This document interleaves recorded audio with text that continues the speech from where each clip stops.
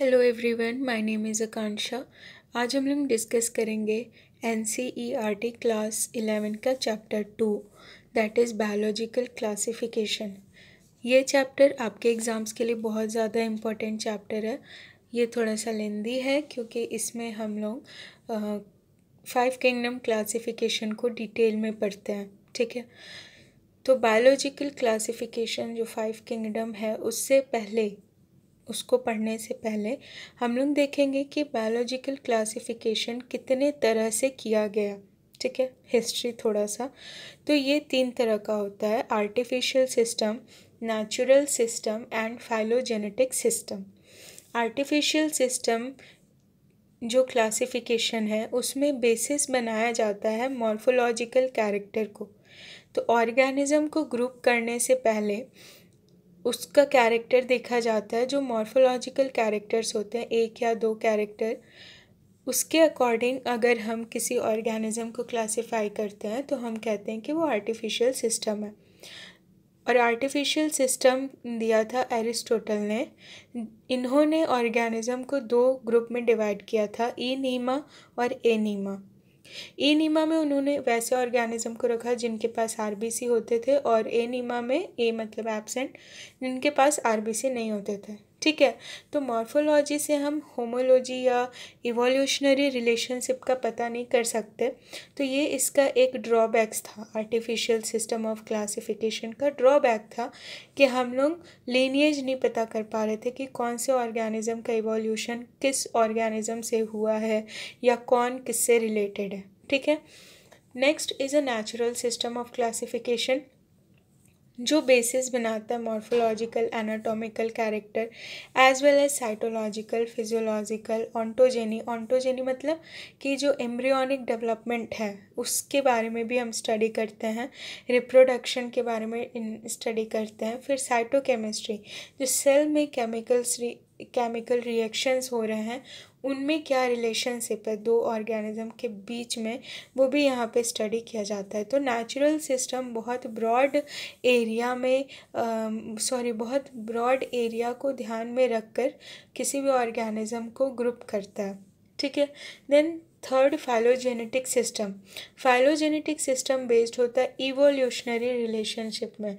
ठीक है, evolutionary relationship में फाइलोजेनेटिक सिस्टम बेस्ड होता है। फाइलोजेनेटिक सिस्टम दिया था किसने? हचिंसन एंड तख्तजन ने। ठीक है, ये नाम आपको बहुत अच्छे से याद रखना है कि फाइलोजेनेटिक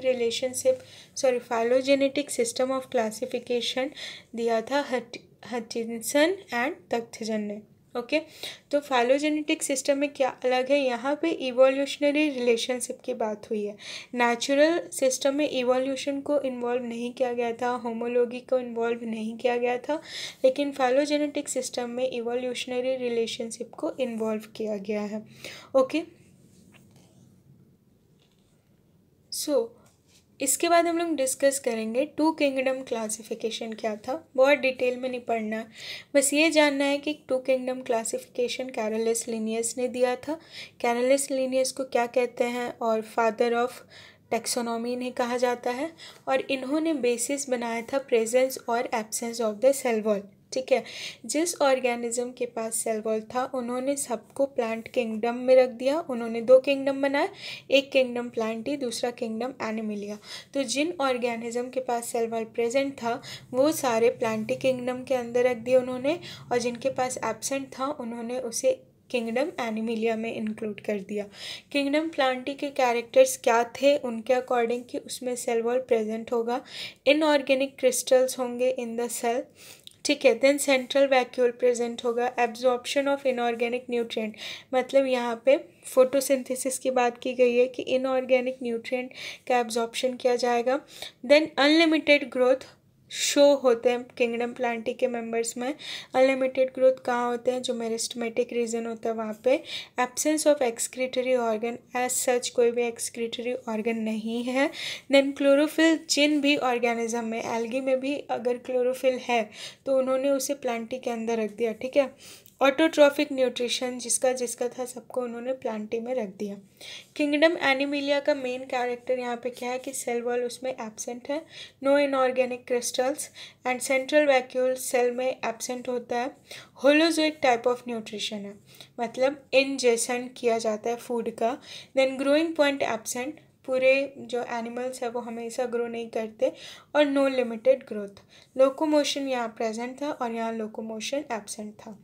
तो टू किंगडम क्लासिफिकेशन में आपको एक क्या याद रखना है, बस इनका नाम याद रखना है, ठीक है। ये तो जो 11th में बच्चे हैं अगर वो पढ़ रहे हैं तो आपको ये बातें भी ध्यान रखनी है, लेकिन अगर कोई कॉम्पिटिटिव एग्ज़ाम की तैयारी कर रहा है और पहली बार बायो पढ़ रहा है तो वो भी ये याद रखेगा, और जो नॉर्मल बायो का ही स्टूडेंट है वो उसको ये सब तो ध्यान में रहता है ये कि प्लांट में क्या है, एनिमल में क्या है। बस आपको ये नाम याद रखना है कि टू किंगडम क्लासिफिकेशन किस बेसिस पे दिया गया था, प्रेजेंस और एब्सेंस ऑफ सेल वॉल, और किसने दिया था, कैरोलस लिनियस ने।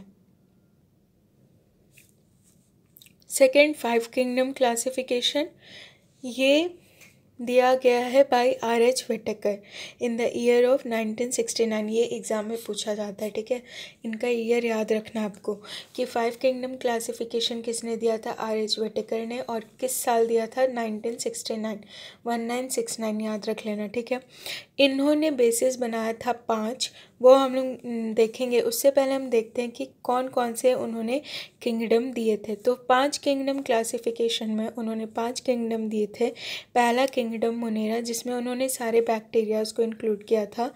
देन दूसरा प्रोटिस्टा जिसमें उन्होंने सारे यूकैरियोटिक यूनिसेल्युलर ऑर्गेनिज्म को इंक्लूड किया था।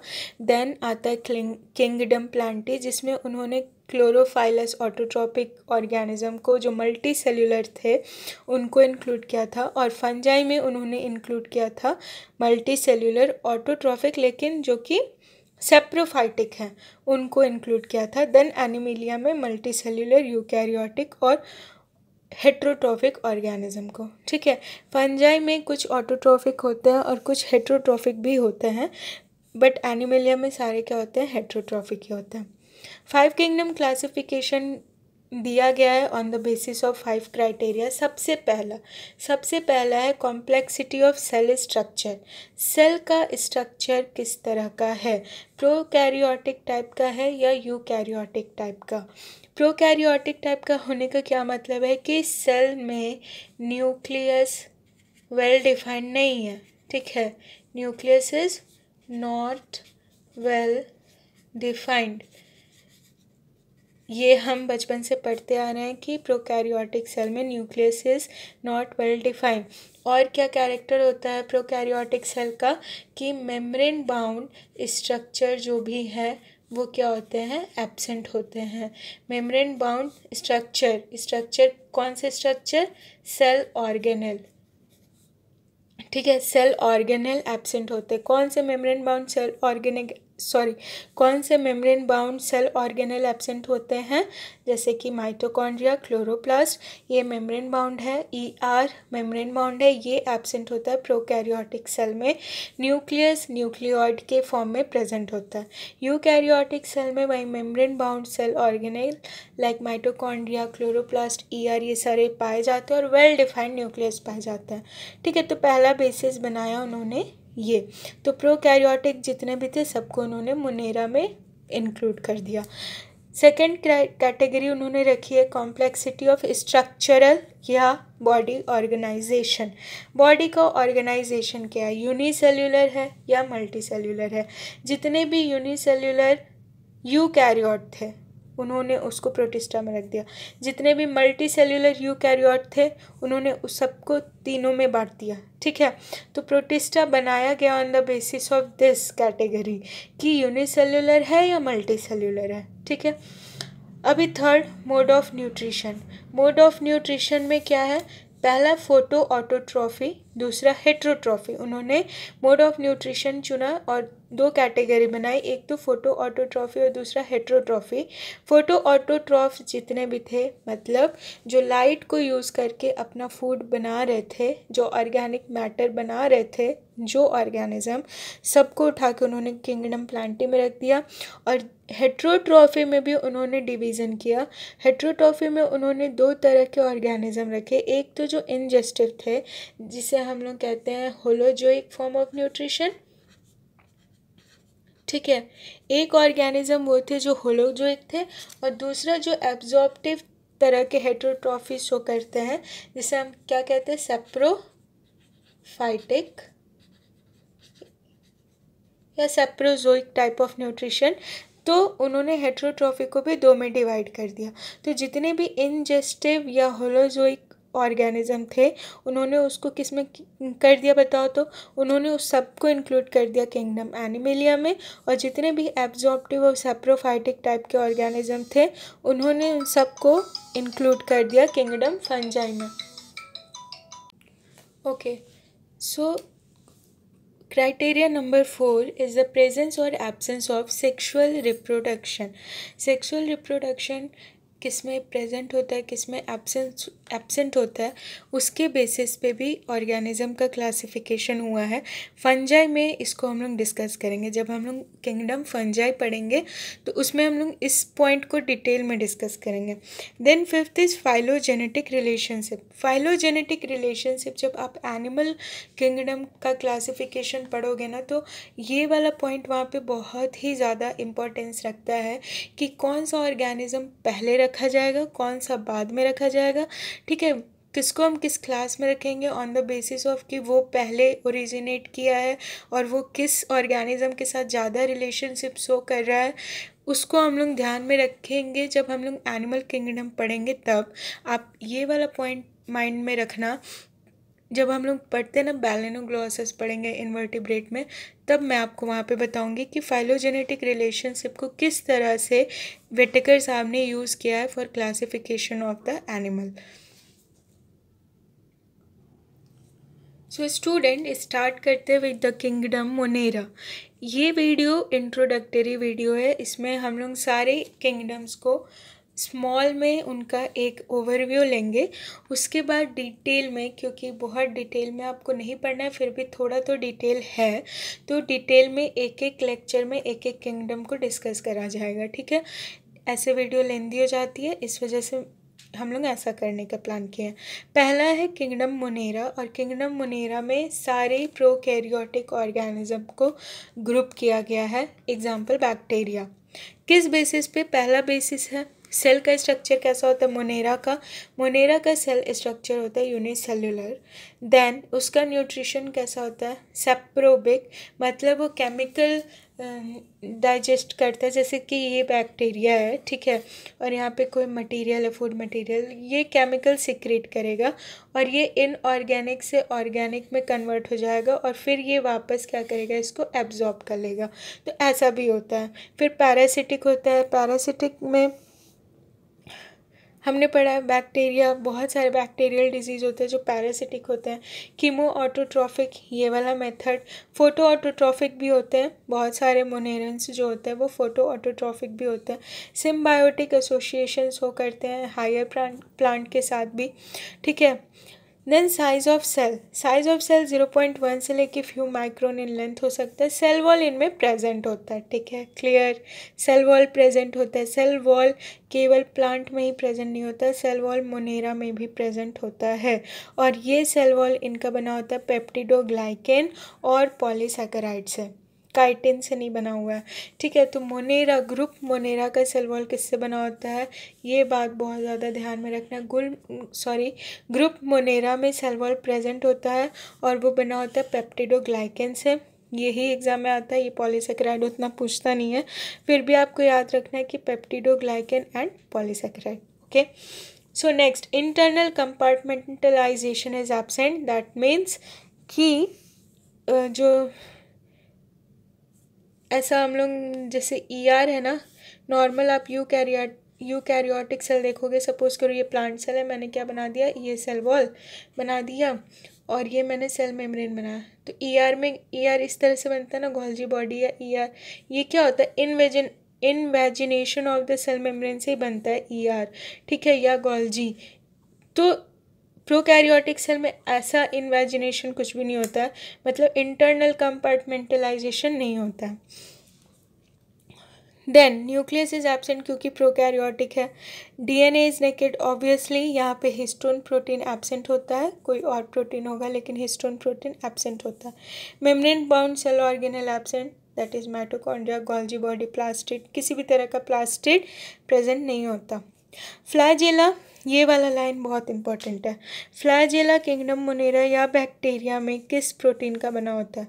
तो एग्जाम में आएगा तो आप आंसर करोगे फ्लैजिलिन, ठीक है। जबकि यूकैरियोटिक सेल में जो भी फ्लैजेला प्रेजेंट होता है वो ट्यूब्यूलिन प्रोटीन का बना होता है, ठीक है। तो प्रोकैरियोटिक सेल में अगर फ्लैजेला प्रेजेंट है, प्रोकैरियोटिक सेल में अगर फ्लैजेला प्रेजेंट है तो वो फ्लैजिलिन का बना होगा, क्लियर। और अगर यूकैरियोटिक सेल में या यूकैरियोटिक यूनिसेल्युलर कोई ऑर्गेनिज्म है उसमें कोई फ्लैजेला प्रेजेंट है तो वो ट्यूब्यूलिन का बना होगा, ये बात आपको याद रखना है। माइटोटिक स्पिंडल फॉर्मेशन एब्सेंट होता है क्योंकि उसमें ट्यूब्यूलिन का, यहाँ पे ना ट्यूब्यूलिन प्रोटीन होता ही नहीं है, तो माइटोटिक स्पिंडल का फॉर्मेशन ट्यूब्यूलिन प्रोटीन के हेल्प से होता है, इस वजह से यहाँ पे स्पिंडल फॉर्मेशन नहीं होता है, ठीक। और मियोसिस जैसा कुछ तो होता भी नहीं है प्रोकैरियोटिक सेल में। मोनेरा, बैक्टीरिया में आपने कभी माइटोसिस मियोसिस पढ़ा है? नहीं। तो बैक्टीरिया में क्या होता है, बाइनरी फिजन होता है, तो यहाँ पे स्पिंडल फॉर्मेशन नहीं होता। गैमेट्स आर एब्सेंट क्योंकि बाइनरी फिजन होता है, एसेक्सुअल रिप्रोडक्शन अकर, ओके। सो यहाँ पे जितने भी बैक्टीरिया हैं सारे इंक्लूडेड है, यहाँ पे मैं एक दो फोटो ऐड कर दूँगी, ठीक है। चलो नेक्स्ट देखते हैं हम लोग। So there is all the examples of kingdom Monera, Streptococcus, Clostridium, Salmonella, Vibrio, Treponema etcetera. So second is a kingdom Protista. Protista में इंक्लूड किया गया all the unicellular eukaryotic organism. Example flagellates, flagellates में कौन सा आता है बताओ? तो फ्लैजिलेट्स में आएगा हमारा Paramecium, diatoms, dinoflagellates, slime mould, ciliates में आता है पैरामीशियम, फ्लैजिलेट में नहीं आता है, स्पोरोजोन्स, ओके। सो इसका एग्जांपल आप पैरामीशियम यहाँ पे लिख सकते हो, यूग्लिना लिख सकते हो, सारे क्या है, यूकैरियोटिक यूनिसेल्युलर ऑर्गेनिज्म है, ठीक है। देन अगर हैबिटेट की बात की जाए तो एक्वाटिक होता है और प्लैंक्टोनिक होता है। प्लैंक्टोनिक का मतलब क्या हो गया, ये वाटर बॉडी है, तो ये जो बेस में कोई ऑर्गेनिज्म प्रेजेंट होता है ना उसे हम लोग क्या कहते हैं, प्लैंक्टोनिक ऑर्गेनिज्म, और इस हैबिटेट को प्लैंक्टोनिक कहता है। फोटोसिंथेटिक होते हैं कुछ और कुछ नहीं भी होते हैं। फोटोसिंथेटिक जो प्रोटिस्टा है जैसे कि यूग्लिना है, फोटोसिंथेटिक है, वो उसका डिपेंड करता है, तो उसमें सेल वॉल प्रेजेंट होगा, ठीक है, और पिगमेंट्स भी प्रेजेंट होंगे क्योंकि उसको लाइट एब्जॉर्ब करना है। पिगमेंट क्या होता है, पिगमेंट वो केमिकल कंपाउंड होता है जो लाइट को एब्जॉर्ब करता है, उसे हम पिगमेंट कहते हैं। तो जो भी फोटोसिंथेटिक मेंबर हैं प्रोटिस्टा के, उनके पास सेल वॉल भी प्रेजेंट होता है, पिगमेंट भी प्रेजेंट होता है। सैप्रोबिक होते हैं, मतलब जो केमिकली डाइजेस्ट करते हैं चीज़ों को, मतलब पहले केमिकल रिलीज़ करते हैं, बाहर डाइजेस्ट करते हैं आउटसाइड द बॉडी, उसके बाद उसको एब्जॉर्ब करते हैं, ठीक है। पैरासिटिक होते हैं, जैसे कि पैरामीशियम को ही ले लो, पैरासिटिक है, ठीक है, या इंजेस्टिव हो सकते हैं या होलोजोइक हो सकते हैं। होलोजोइक जो होता है सबको प्रोटोजोआ कहते हैं, ठीक है। एग्जाम्पल यूग्लिना, यूग्लिना यूग्लिनोइड ग्रुप से बिलोंग करता है जो कि प्रोटिस्टा का ही पार्ट है, और ये दो तरह का मोड ऑफ न्यूट्रिशन शो करता है। ये होलोफाइटिक होता है जब फोटोसिंथेटिक होगा, कब, जब लाइट प्रेजेंट रहेगा तो यूग्लिना पेड़ों की तरह बिहेव करेगा, मतलब फोटोसिंथेटिक हो जाएगा, और जब लाइट नहीं रहेगा तो ये होलोजोइक हो जाएगा। तो यूग्लिना को प्लेस करने में साइंटिस्ट लोगों की बहुत दिमाग ख़राब हुए थे, तो यूग्लिना को उन्होंने प्रोटिस्टा में एंड में रख ही दिया, ठीक है। फिर भी ये अभी कंट्रोवर्शियल है अपने प्लेस को लेके। फिर आता है स्लिम मोल्ड। स्लिम मोल्ड में जब वेजिटेटिव फेज होता है उसका, तब उसमें सेल वॉल एब्सेंट होता है, और जब उसमें रिप्रोडक्टिव फेज होता है तब सेल वॉल प्रेजेंट होता है। तो ये भी थोड़ा सा गेम खेल रहा है स्लिम मोल्ड, ठीक है। तो चलो ठीक है, तो अगर एग्जाम में आए कि वेजिटेटिव फेज में सेल वॉल एब्सेंट होता है या प्रेजेंट, तो हम कहेंगे कि एब्सेंट होता है, और जब रिप्रोडक्टिव फेज है तो प्रेजेंट होता है। न्यूक्लियस प्रेजेंट होगा क्योंकि यूकैरियोटिक है, और डीएनए प्लस हिस्टोन होगा क्योंकि यूकैरियोटिक सेल से बना है, ठीक है। और ये लिखने की ज़रूरत नहीं थी, फिर भी membrane bound cell organelle present होगा। देन फ्लैजेला अगर है, जैसे कि यूग्लिना में फ्लैजेला प्रेजेंट होता है, तो ये ट्यूब्यूलिन का बना होगा और 11 स्ट्रैंड रहेंगे, 9+2 अरेंजमेंट होगी। जब अगर हम लोग कभी डिटेल में पढ़ेंगे ना लोकोमोटरी ऑर्गन ऑफ प्रोटोजोअन्स, तो उसमें ये वाला स्ट्रक्चर डिटेल में पढ़ा जाएगा, ठीक है। इसमें प्रोटिस्टेंस में एसेक्सुअल एंड सेक्सुअल रिप्रोडक्शन दोनों होते हैं। एम्ब्रियो स्टेज एब्सेंट होता है क्योंकि एक सेल है ना, तो वो एम्ब्रियो स्टेज नहीं बनाता, ठीक है, और क्योंकि एम्ब्रियो नहीं बन रहा है तो टिश्यू स्टेज भी एब्सेंट होता है। चलो फिर नेक्स्ट, इस ग्रुप से आपको याद रखना है कि ये यूनिसेल्युलर है, यूकैरियोटिक है, फिर यूकैरियोटिक सेल का सारा स्ट्रक्चर आप इसमें घुसा दो, सारा स्टेटमेंट सही होगा। एक्सेप्शन स्लिम मोल्ड है, यूग्लिना है। सो स्टूडेंट, ग्रुप 3 या किंगडम 3 फंजाई। फंजाई में सारे तरह के moulds, yeast, Penicillium, puff balls, bracket fungi सारे इंक्लूडेड हैं। फंजाई में रखा किसको जाता है, वो यूकैरियोटिक मल्टीसेल्युलर ऑर्गेनिज्म जो एब्जॉर्प्टेड टाइप ऑफ न्यूट्रिशन शो करते हैं। एक्सेप्शन इसका क्या है, यीस्ट, क्योंकि यीस्ट क्या है, यूनिसेल्युलर, ठीक है। सारे मल्टीसेल्युलर नहीं है, फंजाई में सारे मल्टीसेल्युलर हैं एक्सेप्ट ईस्ट, क्योंकि ये यूनिसेल्युलर है, और ये कंटेन करता है ए क्लोरोफाइलस। मतलब यहाँ पे क्या होगा, यहाँ पे क्लोरोफिल एब्सेंट होगा, क्लोरोफिल एब्सेंट है, ठीक है। क्लोरोफिल एब्सेंट है, इसलिए उसको क्या करें, achlorophyllous. Then spore producing, spore बनाते हैं। स्पोर जब फंजाई पढ़ेंगे ना तो बहुत इंटरेस्टिंग है, फंजाई में स्पोर फॉर्मेशन का प्रोसेस, बहुत तरह के स्पोर बनते हैं यहाँ पे, बहुत इंटरेस्टिंग होगा पढ़ना फंजाई। तो ये स्पोर्स बनाते हैं फॉर द एसेक्सुअल रिप्रोडक्शन, और सेक्सुअल रिप्रोडक्शन में भी इनका स्पोर का फॉर्मेशन होता है। देन मल्टी सेल्युलर है, पता है, मल्टी न्यूक्लिएट हो सकते हैं, ये यूकैरियोटिक ऑर्गेनिज्म है। इनका जो फिलामेंट होता है ना, उसको हम कहते हैं हाइफी या माइसिलियम, और यहाँ पे बहुत बार क्या होता है ना कि ऐसा स्ट्रक्चर देखा जाता है, इस स्ट्रक्चर को हम लोग क्या कहेंगे, मल्टी न्यूक्लिएट स्ट्रक्चर, ठीक है, या सिंसीशियल स्ट्रक्चर कहा जाता है, जिसमें सेल तो एक ही है लेकिन इसमें न्यूक्लियस बहुत सारे हैं। तो ये फिलामेंट है, ठीक है, ये फिलामेंट है इस तरह से। और ये फिलामेंट में क्या होता है, बहुत बार सेप्टा प्रेजेंट होता है। तो आप ये मत समझना कि ये सेल है, अलग अलग सेल है, नहीं, ये वाला एक सेल है, ये एक फिलामेंट बनाया, और ये दूसरा सेल है, ये फिलामेंट बनाया। तो अगर इसमें सेप्टा प्रेजेंट है, अगर सेप्टा प्रेजेंट है इन बिटवीन द न्यूक्लियस, तो हम लोग इसको कहेंगे सेप्टेट। हम लोग डिटेल में पढ़ेंगे जब तो देखा जाएगा। और अगर सेप्टा नहीं प्रेजेंट है तो ऑब्वियस है कि हम इसे कहेंगे एसेप्टेट, ठीक है। इस कंडीशन को सिंसीशियल कंडीशन भी कहते हैं, ओके। और ये पूरा पोर्शन क्या कहलाता है, फिलामेंट या माइसीलियम, ओके, या हाइफी भी कह सकते हैं। चलो सेल वॉल, इसमें ये जो सेल वॉल है इसका बना होता है किससे, काइटिन से किससे बना होता है, काइटिन से, और नॉन सेल्यूलोजिक पॉलीसेकेराइड से, ठीक है। रिप्रोडक्शन एसेक्सुअल सेक्सुअल दोनों होता है।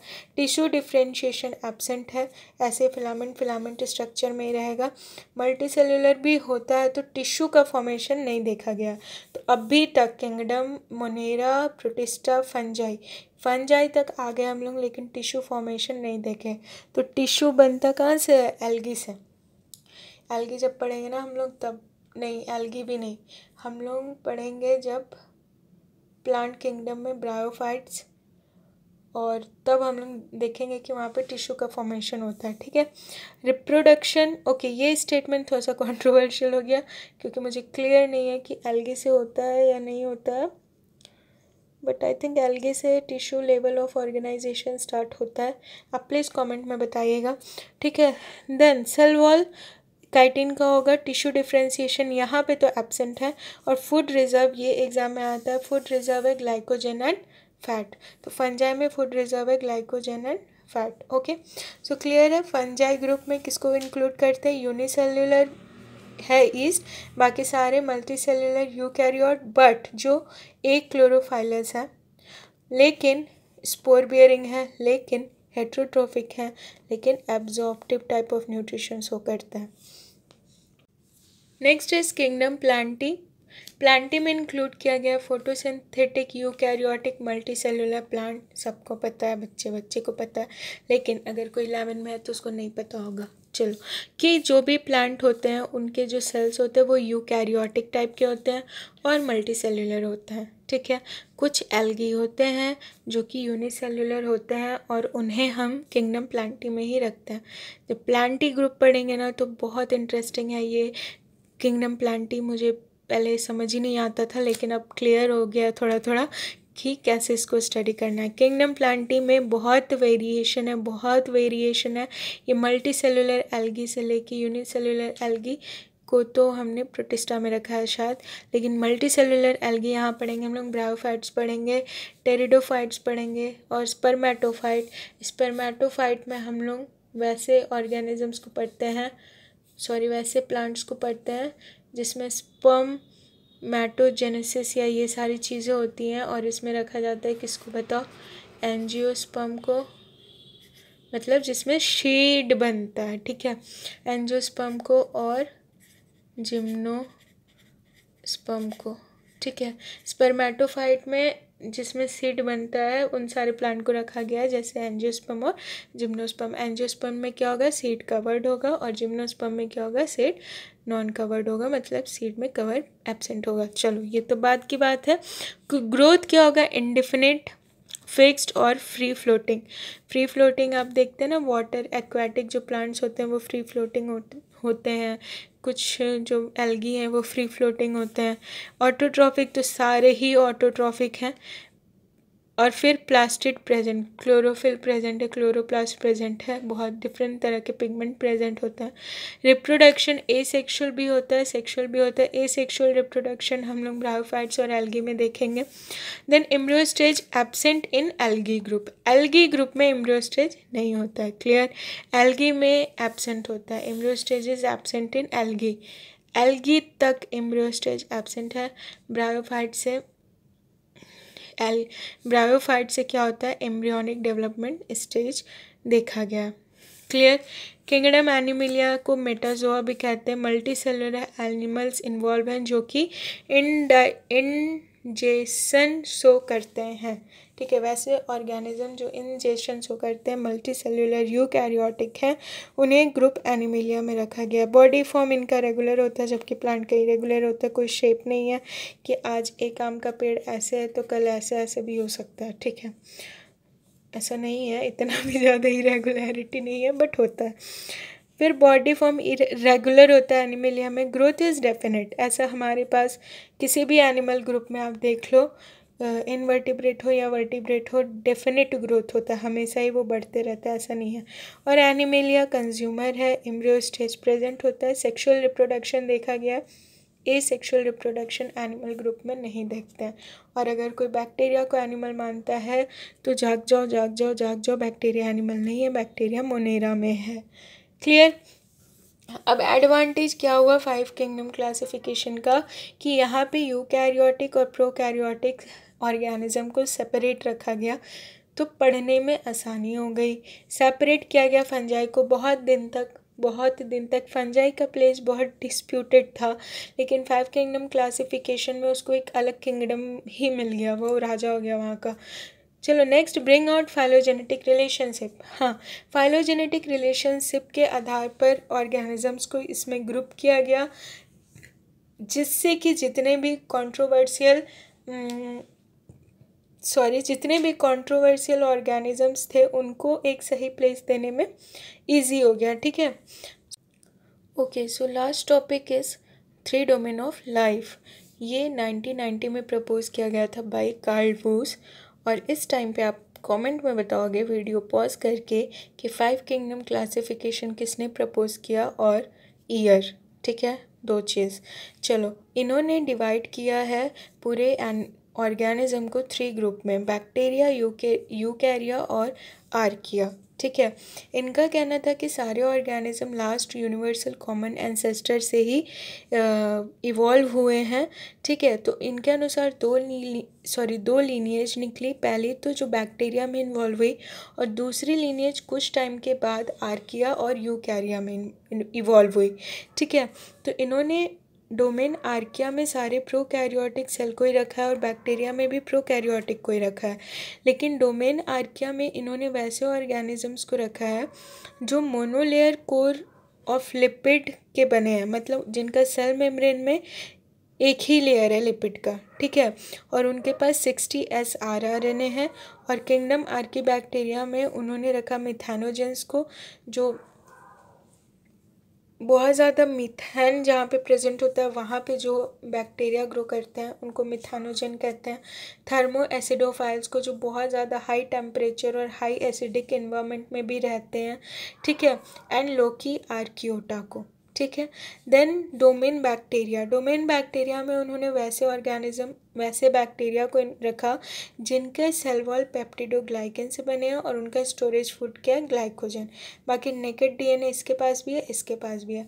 डोमेन यूकैरिया में उन्होंने किंगडम प्रोटिस्टा से लेके एनिमेलिया तक के सारे ऑर्गेनिज्म को इन्वॉल्व कर दिया। ठीक है, नेक्स्ट हम लोग वीडियो में देखेंगे वायरस के बारे में। ओके, आज के लिए इतना ही। अगर लेक्चर समझ में आया होगा, ऑब्वियस है, सिंपल सा था, मैंने बस इंट्रो दिया है चैप्टर का, तो इसमें कुछ नहीं समझने वाली बात नहीं है। तो आप वीडियो शेयर करिएगा जो बायोलॉजी पढ़ते हैं उन्हें, और अगर लेक्चर अच्छा लगा हो तो लाइक करिएगा, शेयर करिएगा, और अगर न्यू हैं चैनल पे तो प्लीज़ सब्सक्राइब करिएगा। Thank you for watching.